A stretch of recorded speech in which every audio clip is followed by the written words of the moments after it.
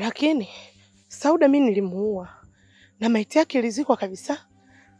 Sasa imekuwaje? Ni kweli. Tulimalizana naye kabisa. Na nafsi yake niliifunga ili kusubiri siku Mungu atakapomtuma Israeli kuja kuchukua roho yake. Lakini nafsi yake imerudi baada ya kuona jicho lake la tatu hapa duniani. Na mtu huyo ni Tano. Mganga, unanisaidiaje sasa? Maana naona kabisa mimi naenda kuumbuka jamani. Usijali. Ila sisi waganga hatuna mamlaka kabisa kuikabili nafsi. Lakini ipo njia haramu ya kuweza kuifunga nafsi ili siweze kurandaranda kabisa katika uso wa dunia mpaka siku atakaporipoti kwa bwana mkubwa. Sasa basi, acha niende nikaifunga hiyo nafsi na irudi huko ilikotoka ili siwezi kusumbua kabisa katika ulimwengu.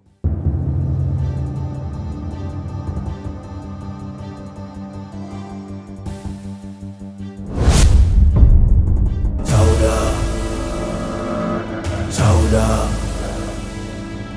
ingala isebele ingala. Karibu bwana. Jisikie uko nyumbani. Bwana. Asante sana ndugu yangu. Sema nini? Umenipa vitu vyepesi sana. Si unajua mimi mzee kukandamiza. Lakini tuachane nayo. Unajua siku nyingi sana zimepita. Kwa hiyo nimekaa nikaona sio vyema. Acha kwanza nije kujulia hali. Maana tokea siku zile tumeonana kwenye mitungi, haujarudi tena ndugu yangu. Kuna shida au? Kaka, hakuna shida yoyote. Na mimi naendelea vizuri tu. Namshukuru Mungu. Ila bwana, lile swala lile bwana ilileta ukakasi hapa kidogo. Ilifikia stage mpaka familia nayo kaingilia kati. Kwa hiyo imekuwa vigumu tena mimi kuendelea na masuala ya ulevi. Maana mpaka ninapokuambia hapa hadi mama alikuja. Walikuja hapa ulevi, kwa nikaona basi tu tena. Sema sio mbaya. Je, vipi sasa swala mawazo? Yapungue wapi kaka? Mawazo yako pale pale. Lakini nilichojaribu kufanya, nimeshukuru Mungu tu. Kwa sababu ukiangalia siwezi kubadilisha hatima yoyote. Kazi ya Mungu haina makosa. Basi nimesema tu alhamdulillah. Maisha mengine yaendelee kaka. Ni kitu kizuri sana kaka. Lakini mambo mengine nasemaje? Tuko vizuri. Tuko vizuri kaka, kama unavyoona bana. Tunapambana, maisha yanaenda. Kusema ukweli Okaro mpata familia bora sana. Kama mpaka wazazi wameweza kuliingilia kati swala lako la ulevi, ina maana una familia mzuri sana kuliko mimi. Maana hata mwanao nimekutana naye hapo. Maneno aloniambia, kusema kweli ameniingia sana katika akili yangu. Nashukuru sana. Lakini kuhusiana na Zena, ni watoto 2000 hao. Yule mtoto anasoma bana. Yaani imefikia stage sasa hivi najibana kwenye mambo yangu. Basi tu ni invest kwenye masuala yake ya elimu. Awe huru na kusoma. Anajitahidi mashallah mwanangu bwana. Kama kweli mtoto wako ana kichwa cha kusoma, basi hakikisha unampambania anasoma. Maana usizalau kabisa elimu. Atakuja kufika mbali mpaka mwenyewe utakuja kushangaa. Kumbe kaka, na vitu umeongea maneno mazito sijategemea kabisa. I say. Lakini nimeshangaa sana. Imekuwaje juzi tena mkasema kwa Mkapa atoki mtu afu tena mnatuzalilisha bwana, Mnazalilisha taifa. Usichokijua ni kwamba ile ni timu kubwa. Sisi iwe isiwe lazima robo tufike. Hata kama tumepoteza mchezo. Mimi naombea heri inshallah. Lakini kwa tia maji hivi. Kutana na kina Big Star, Charlie kocha hayupo. Alafu robo finali.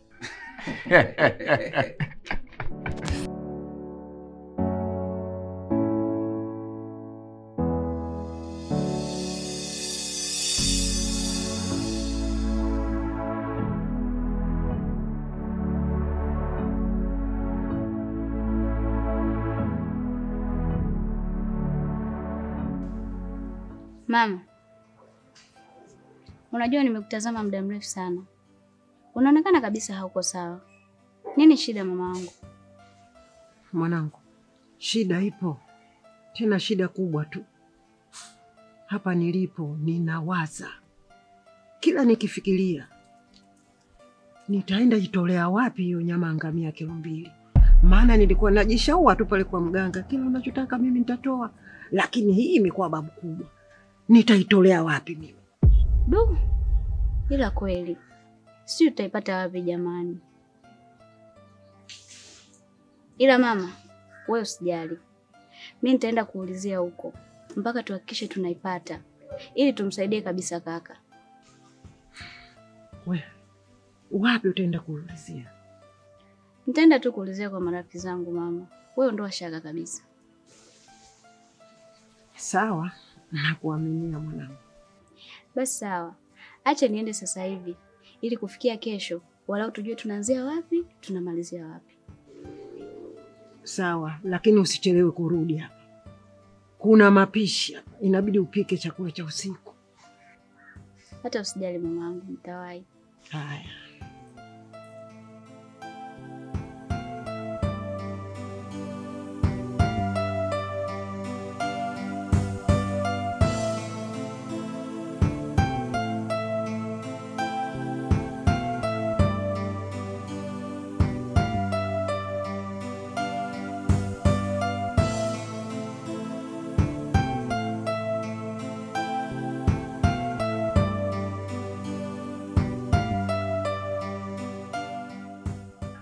Anti, shikamoo.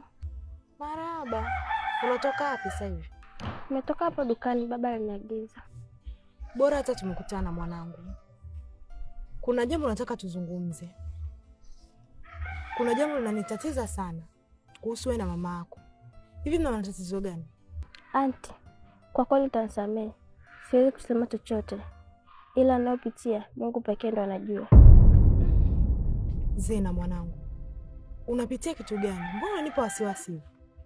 Unatakiwa kuniambia kila kitu. Kwa sababu mimi ndo shangazi yako.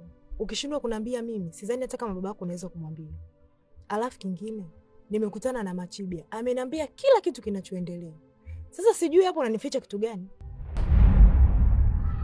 Anti, ukweli toka mfariki mama, napitia mateso makubwa sana. Na mdogo ananinyanyasa. Lakini naogopa kusema kwa sababu naogopa nitamgombanisha yeye na baba. Kitu kinachonifanya mimi niendelee kuteseka sana. Mama anahitaji hati za nyumba. Kwa sababu baba ameniandikisha mimi na hicho kitu kinamuumiza sana mama. Ndio maana mimi siwezi kumwambia hata bibi kwa sababu haniamini. Nimeamua tu nikae kimya. Ina maana ni kweli mamako anakutesa Zena? Ina maana kumbe haya yanayosemekana ni kweli. Na anakutesa kwa ajili ya mali? Kwa hiyo ina maana yuko pale kwa ajili ya mali za urithi, si ndivyo? Ndiyo anti. Basi sawa mwanangu. Pole sana. Ila naamini hichi kitu lazima kitakaa sawa.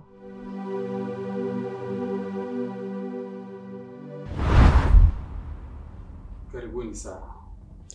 Asante sana. Nawasikiliza.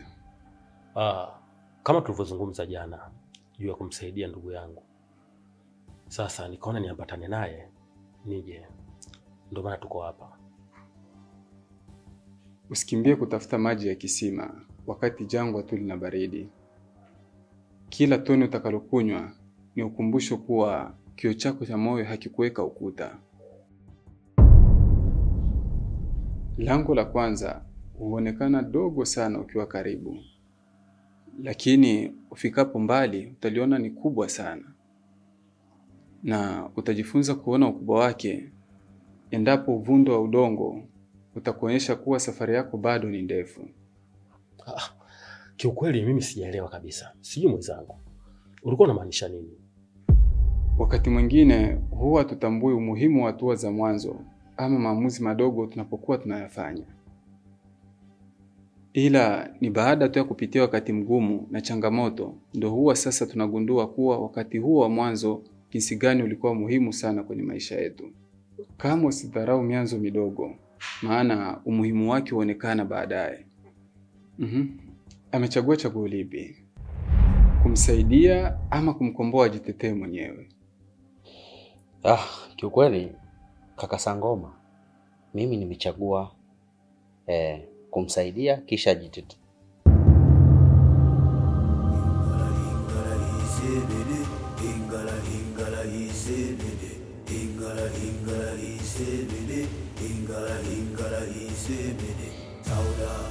Kuna hatari na mkabili Sauda. Inaonekana aliyefunga roho yake yupo mtaani kwetu. Basi msiondoke hapa, acha nijaribu kumsaidia. Inaonekana huyu mtu anataka kuichukua nafsi yake na kuifunga kwa njia haramu ya kichawi. Msiondoke hapa mpaka nitakurudi. Kaka, huyu naye kumbe wizard. Hata mimi sijajua, lakini tumsubiri mpaka arudi.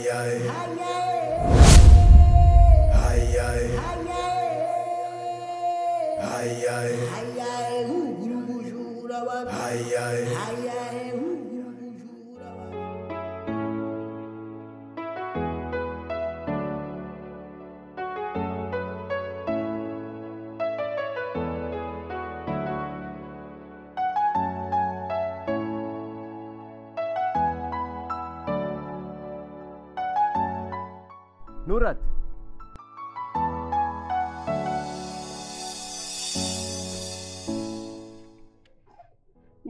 Unasemaje?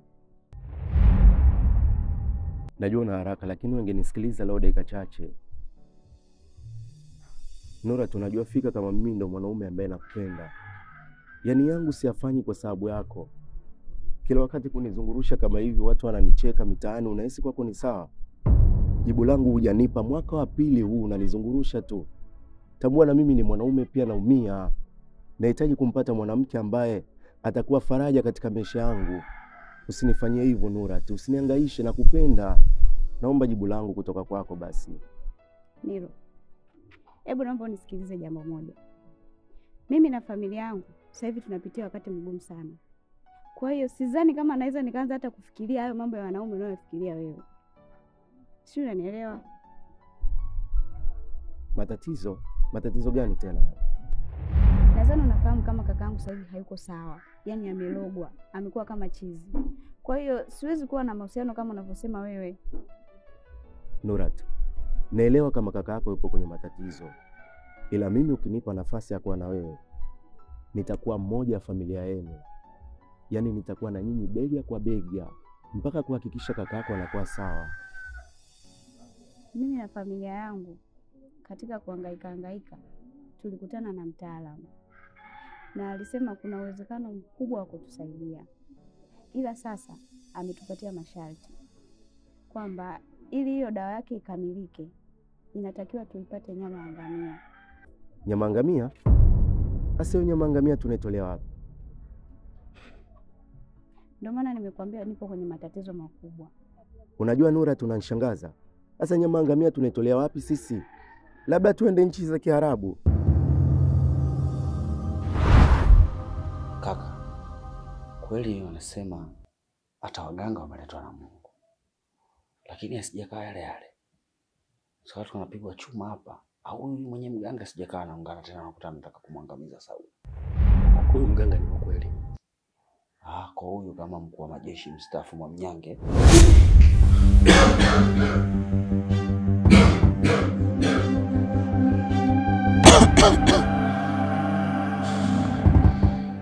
Sauda amekamatwa.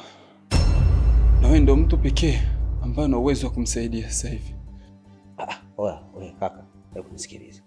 Yaani kama wewe Sangoma ambaye unashika wachawi usiku na mchana, kama wewe Sangoma unarekebisha ndoa za watu, kama wewe unayewapa watu kijini upere, kama wewe Sangoma una uwezo wa kurudisha maisha ya watu waliokufa bila hatia, kama wewe Sangoma uliyetumwa na Mwenyezi Mungu ili uwasaidie raia wote kwa kutibu kwa kutumia mitishamba, mimi nani? Mimi nani mweupe maskini niliyezaliwa katika familia fukara naweza kumsaidia? Mimi nani? Wewe baba, mimi nina nguvu gani mimi?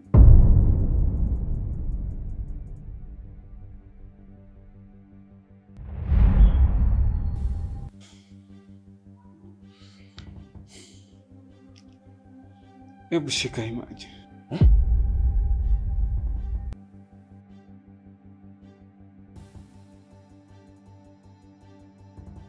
Hayo maji yatakupa uhai wa nguvu zako ndani ya dakika 5 pekee, na yanatumika mara moja tu.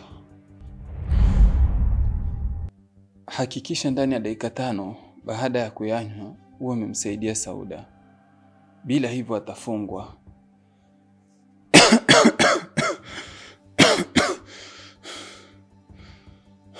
Huyu mganga sio kawaida. Kamanda, mwanajeshi, Mwamnyange. Baba, mbona sikuelewi? Nachoka mimi.